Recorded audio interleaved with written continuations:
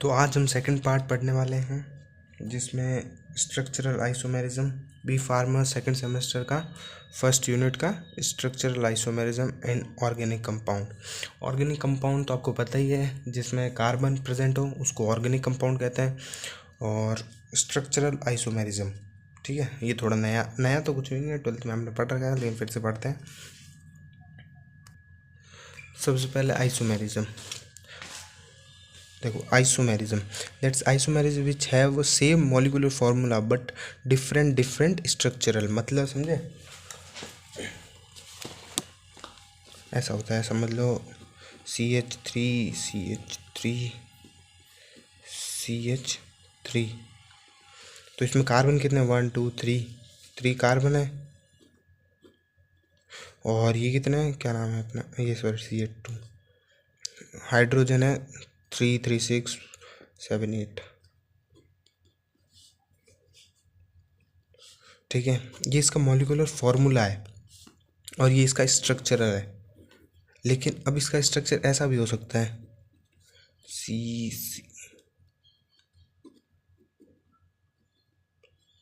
ऐसा भी हो सकता है। तो ये दोनों स्ट्रक्चर डिफरेंट है बट मॉलिक्यूलर फार्मूला सेम है, क्योंकि इसमें भी 3 कार्बन है, 8 हाइड्रोजन है। इसी को कहते हैं आइसोमेरिज्म। देखो इसमें लिखा है ना, that's is the isomerism which have same molecular formula. Molecular formula तो सेम है बट स्ट्रक्चर फार्मूला इज अलग है। स्ट्रक्चर फार्मूला डिफरेंट होते हैं।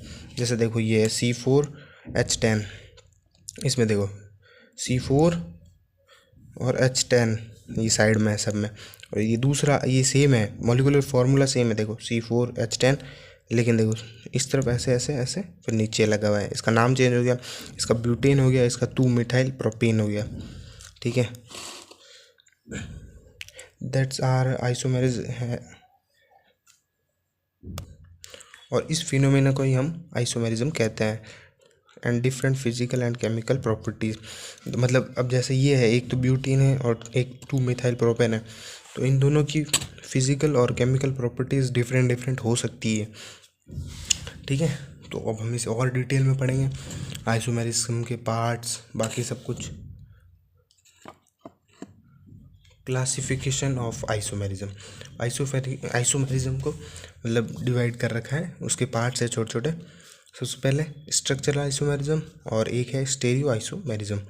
स्ट्रक्चरल में है chain isomerism, position isomerism, functional group isomerism, metamerism isomerism, tauto isomerism. ठीक है, और स्टेरियो आइसोमेरिज्म में कॉन्फर्मेशन आइसोमेरिज्म, इसमें स्टैगर्ड और इक्लिप्स्ड। और दूसरा है कॉन्फिगरेशन आइसोमेरिज्म, जिसमें ज्योमेट्रिकल और ऑप्टिकल आइसोमेरिज्म आते हैं। सबसे पहले स्टार्ट करते हैं स्ट्रक्चरल आइसोमेरिज्म। ठीक है, आइसोमेरिज्म में structural isomerism, those have which same molecular formula but different structure formula is known as structural isomerism. It's divided into many parts। देखो ये मतलब स्ट्रक्चरल आइसोमेरिज्म बहुत सारे पार्ट्स में डिवाइड है। ये क्या कह रहा है कि मतलब this have same molecular formula same है बट डिफरेंट स्ट्रक्चरल फार्मूला है। सेम मॉलिक्यूलर फार्मूला होता है ना, ये सेम है बट स्ट्रक्चर इसमें और मतलब डिफरेंट बन रहे हैं, तो स्ट्रक्चरल फार्मूला डिफरेंट है। ठीक है, अब इसमें पहला आता है chain isomerism. Chain isomerism, it contain those isomerism which have same molecular formula but different in their chain structure। ये क्या कह रहा है, मतलब it contain those isomerism which have same molecular formula। molecular formula तो सेम है but different in the chain structure। मतलब ये बोल रहा है कि मतलब आइसोमेरिज्म सेम है और ये बस इसकी चेन डिफरेंट है, बस इसके यहाँ ये ऐसे लगा है और ये सीधा सीधा है, एक लाइन में है ये और एक ये ऐसे है। तो ये मॉलिक्यूलर फार्मूला सेम है बट इसकी पोजीशन अलग है। जैसे इसकी पोजीशन अलग हो गई, जैसे देखो C5H12 1 2 3 4 5, ये है एक चेन में है और एक ये ऐसे इसके सब्स्टिट्यूशन जुड़ा हुआ है 1 2 3 4 5, ठीक है। इन दोनों का नाम अलग हो गया है, लेकिन ये चेन, इसको बोलेंगे चेन क्योंकि इसकी चेन थोड़ी डिफरेंट है, ठीक है। फिर दूसरा वाला है चेन के बाद में positional isomerism. It's contain those isomerism which have same molecular formula but different in their position of functional group. Functional group, इसका क्या कहना है कि मतलब चेन एकदम सेम है बट फंक्शनल ग्रुप चेंज है इसमें, बाकी सब सेम है। मतलब क्या कहते हैं इसको, ये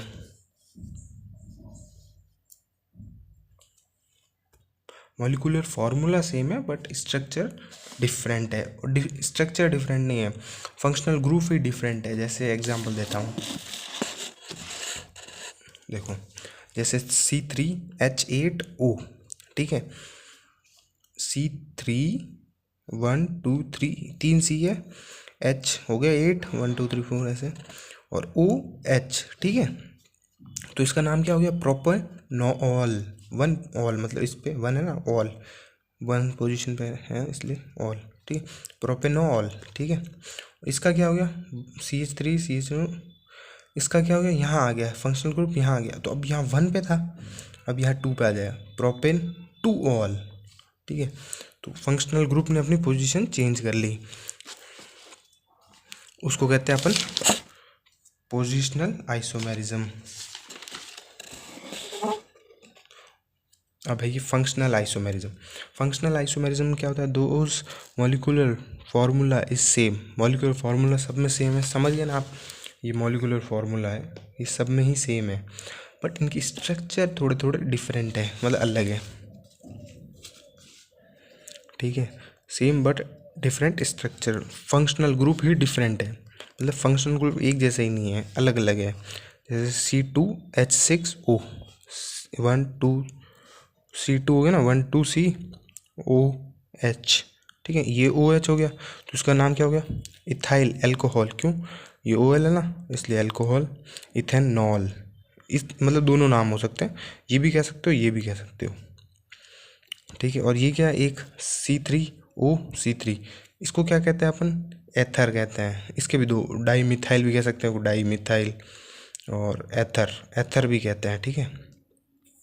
तो ये भी हो सकता है और ये भी हो सकता है। अब इसमें क्या हुआ, मतलब ये देखो मॉलिक्यूलर फार्मूला तो सेम है बट स्ट्रक्चर कितने डिफरेंट हो गए, फंक्शनल ग्रुप ही डिफरेंट हो गया। इसमें तो OH है और इसमें ईथर आ गया, तो कितना फंक्शनल ग्रुप ही डिफरेंट है। फिर आता है मेटा आइसोमेरिज्म, मेटामेरिज्म, ठीक है। सेम मॉलिक्यूलर फार्मूला, इसमें भी सेम मॉलिक्यूलर फार्मूला है बट डिफरेंट कार्बन अपनी पोजीशन को बदल देता है। कैसे, मतलब मॉलिक्यूलर फार्मूला तो सब में ही सेम है, बस कुछ ना कुछ स्ट्रक्चर्स में ही डिफरेंट है। देखो जैसे CH3O CH3 CH2 CH2, एक तो ये हो गया स्ट्रक्चर और एक हो गई ये। इसमें क्या हुआ कि ये वाला कार्बन है वो नीचे आके जुड़ गया, इसी वजह से इस कार्बन है ना, कार्बन ने अपनी पोजीशन बदल दी और स्ट्रक्चर चेंज कर दिया, इसलिए देखो इसका नाम कितना अलग हो गया। एक तो है 1 मिथाइल ऑक्सी, ऑक्सी मतलब O, ये वाला, ठीक है, प्रोपेन। और एक का नाम हो गया 3 मिथाइल प्रोपेन, ठीक है। Tautomerism, tautomerism isomerism, it is a same molecular formula but different contain 2 or more interconvertible structure। मतलब इनमें सेम है, मतलब मॉलिक्यूलर फार्मूला तो सेम है बट स्ट्रक्चर में क्या होता है कि वो अपने आप ही कन्वर्ट हो जाते हैं थोड़े थोड़े टाइम से। जैसे देखो CH3, यहाँ C डबल बॉन्ड O है, double bond O, CH3 CH2 COO C2H5, और यहाँ पर देखो इस इन्होंने अपने आप की पोजीशन चेंज करके कुछ और ही डिफरेंट स्ट्रक्चर बना लिया। CH3, अब ये OH, यहाँ से एक H आके, यहाँ से नहीं सॉरी, यहाँ से एक H आके यहाँ जुड़ गया, ये देखो यहाँ से एक H आके, यहाँ C2 था, अब H बचा, यहाँ आके जुड़ गया, बाकी सब सेम है। वैसे ही अब पहले ये कीटोन फॉर्म था, अब ये एनॉल फॉर्म बन गया। जैसे अब ये देखो साइनाइड का स्ट्रक्चर देखो, H C triple bond N, अब इसने पोजीशन चेंज करके कर दिया एच एन ट्रिपल बॉन्ड इसके साथ जोड़ दिया है। ये दोनों ही कन्वर्टेबल है, मतलब कभी सी इस तरफ चला जाता है, एन इस तरफ आ जाता है, ऐसे कन्वर्ट हो जाते हैं, लेकिन इनके नाम चेंज हो जाते हैं, उस वजह से बहुत कुछ फ़र्क पड़ता है। अब देखो स्ट्रक्चरल पूरा हो गया है, chain, position, functional, metamerism, tautomerism सब। अब stereo isomerism those which have same molecular formula but different arrangement of atom या फिर molecules in the compound are known as stereo isomerism. अब इसमें क्या होता है कि मतलब मॉलिक्यूलर फार्मूला तो सेम है बट अरेंजमेंट है ना एटम्स का वो थोड़ा डिफरेंट है, वही सेम चेन वाला ही है, बस इसमें थोड़ा सा अलग है। जैसे अब देखो CH3 नीचे दो तरफ H जुड़ा है। अब क्या हुआ, ये H है ना वो इस तरफ चला गया, एक H इस तरफ आ गया, इसको कहते हैं ट्रांस, इसको कहते हैं सिस स्ट्रक्चर। ठीक है, तो इन्होंने अपनी अरेंजमेंट को बदल के और स्ट्रक्चर को बदल दिया है। इससे स्ट्रक्चर को बदलने से बहुत सारे कंपाउंड की प्रॉपर्टीज़ भी चेंज हो जाती है। मतलब पहले अगर वो गर्मी झेल सकता था तो बाद में नहीं झेल सकता है, मतलब बाद में वो ज़्यादा रिएक्टिव हो जाता है, ऐसा कुछ भी हो सकता है। प्रॉपर्टीज़, केमिकल प्रॉपर्टीज़ बदल सकता है वो अपनी, इसीलिए बहुत फ़र्क पड़ता है। फिर आता है geometrical isomerism, that's known as a cis और trans isomerism, same molecular formula but different arrangement of atoms और डबल बॉन्ड। ठीक है, ये कह रहा है कि सिस और ट्रांस आइसोमेरिज्म है, ये same molecular formula but different arrangement of atom और डबल बॉन्ड, दोनों का ही अरेंजमेंट अलग हो सकता है। जैसे देखो यहाँ सी है डबल बॉन्ड, CH3 एक तरफ है और यहाँ H और H एक तरफ है। अब देखो इन्होंने H इस तरफ कर दिया और H इस तरफ कर दिया, CH3 अपनी पोजीशंस को बदल दिया। इसको कहते हैं सिस और इसको कहते हैं ट्रांस, इसमें भी देखो सेम है सिस और ट्रांस। ठीक है, optical isomerism, that's have a same molecular formula and structural formula, same molecular formula भी है और स्ट्रक्चरल फार्मूला भी सेम है, बट ये टूवर्ड लाइट्स बिहेव चेंज कर देता है अपना। जैसे ही इनके ऊपर लाइट पड़ती है तो ये अपना बिहेवियर चेंज कर देते हैं। कैसे वो देखते हैं, चलो।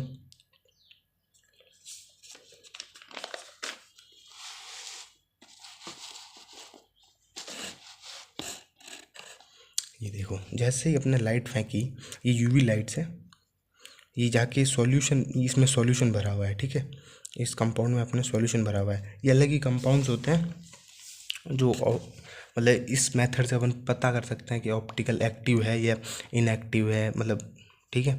तो जैसे ही वो इस लाइट इसको रिफ्लेक्ट करती है, मतलब इसके अंदर से गुजरती है, तो लाइट है ना अपनी या तो इस तरफ निकल जाएगी या इस तरफ निकल जाएगी या फिर सीधी भी निकल जाएगी। अगर इन अफेक्ट होगी, मतलब सीधी निकल गई, तो मतलब वो कंपाउंड एकदम इन ऑप्टिकल एक्टिव है, मतलब लाइट से आने के बाद कोई वो रिएक्ट नहीं कर रहा है उसके साथ, ना ही उसकी कोई चेंज कर रहा है लाइट को। ठीक है, तो उसे कहेंगे हम ऑप्टिकल एक्टिव कंपाउंड, वो बिल्कुल नहीं होंगे। और जो मतलब या तो लेफ़्ट में मुड़ेंगे या राइट में मुड़ेंगे, उसे हम ऑप्टिकल एक्टिव कंपाउंड कहेंगे। ठीक है, जैसे अब क्लॉकवाइज मोड़ दिया किसी ने, मतलब ऐसे जोड़ के ऐसे मोड़ दिया, या किसी ने एंटी क्लॉकवाइज मोड़ दिया ऐसे, तो उसे हम कहेंगे optical active compound. Clockwise and anti clockwise as optically active compound. ठीक है, क्लॉकवाइज और एंटी क्लॉकवाइज। दूसरा आता है conformation isomerism, those have same molecular formula but different arrangement of one side of compound. इसमें क्या सेम मॉलिक्यूलर फार्मूला है but different arrangement थोड़ा चेंज है, किसमें, एक तरफ का कंपाउंड का, सिर्फ एक तरफ का, बाकी सब सेम है एक तरफ का। जैसे देखो पहले ये था इसका, अब क्या होता है कि मतलब सब अपनी पोजीशंस को बदलते रहते हैं स्टेबिलिटी को मतलब पाने के लिए। वो सब चाहते हैं कि भाई हम भी स्टेबल हो जाएं, हम भी स्टेबल हो जाएं, इसलिए वो अपनी पोजीशन को बदलते रहते हैं। तो ये एच था वो यहाँ आ गया, ये एच यहाँ आ गया, ये वाला एच यहाँ आ गया। ये वाली पोजीशन सेम है, ठीक है, ये वाली पोजीशन सेम है। बट ये वाली मतलब थोड़ी हुई है, इंटरकन्वर्टेबल हुई है। तो देखो ये पोजीशन सेम है, बट इसमें क्या हुआ कि ये एच जो था वो यहाँ आ गया, और ये वाला एच यहाँ आ गया, और ये वाला एच यहाँ आ गया, मतलब चेंज हुई है। इसकी वजह से इसकी प्रॉपर्टीज़ बदलती रहती है।